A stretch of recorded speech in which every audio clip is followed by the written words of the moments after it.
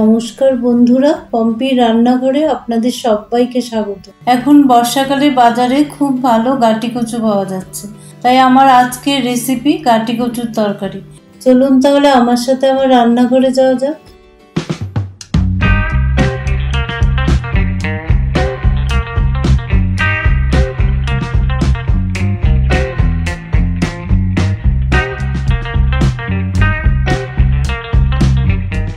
গাটি কচুর তরকারি বানানোর জন্য আমার যে যে উপকরণগুলো লাগছে সেটা হলো, এখানে আমি 350 গ্রাম গাটি কচুকে ডুমো ডুমো করে কেটে ধুয়ে নিয়েছি, একটা আলুকে ডুমো ডুমো করে কেটে ধুয়ে নিয়েছি, কিছুটা রসুন নিয়ে নিয়েছি, কালো জিরে নিয়ে নিয়েছি, 4টে কাঁচা লঙ্কা আর 2টো শুকনো লঙ্কা নিয়ে নিয়েছি। গ্যাসে একটা কড়াই বসিয়ে দিয়েছি, তাতে কিছুটা সর্ষের তেল দিয়ে দিলাম। তেলটা গরম হয়ে গেছে, এবার আগে থেকে কেটেও ধুয়ে রাখা আলুটা তাতে দিয়ে দিলাম। 5-7 মিনিট ধরে নাড়াচাড়া করে আলুটাকে একটু লাল করে ভেজে তুলে নিলাম। আলুটা ভেজে তুলে নেওয়ার পর যে তেলটা ছিল তাতে গাটি কচুটা দিয়ে দিলাম। এবার গাটি কচুটাকে একটু নাড়াচাড়া করে ভেজে নেব। 8-9 মিনিট ধরে নাড়াচাড়া করার পর গাটি কচুটা খুব সুন্দর ভাজা হয়ে গেছে। এবার সেটাকে কড়াই থেকে তুলে নিলাম। এবার কড়াইতে আরও কিছুটা তেল দিয়ে দিলাম, তাতে কালো জিরে আর 2টো শুকনো লঙ্কা ফোড়নে দিয়ে দিলাম।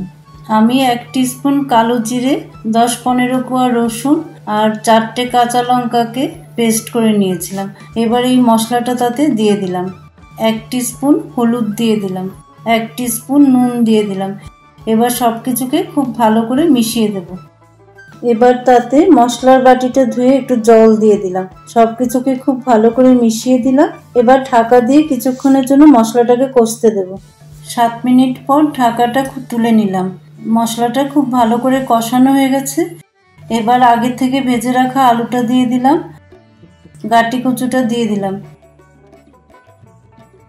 এবার সব কিছুকে খুব ভালো করে মিশিয়ে দিলাম। 4-5 মিনিট ধরে নাড়াচাড়া করে গাটি কচুটাকে মশলার সাথে খুব ভালো করে মিশিয়ে দিলাম।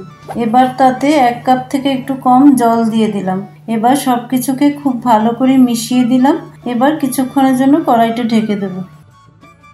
10 মিনিট পর ঢাকাটা সরিয়ে নিলাম।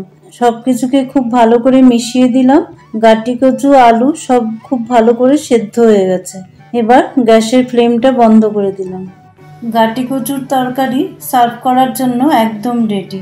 ভাত বা রুটি সব কিছুর সাথে এটা খেতে খুব ভালো লাগবে। আমার রান্নার ভিডিওগুলো ভালো লাগলে লাইক, কমেন্ট এন্ড শেয়ার করবেন, আর আমার চ্যানেলটাকে সাবস্ক্রাইব করে আমাকে সাপোর্ট করবেন।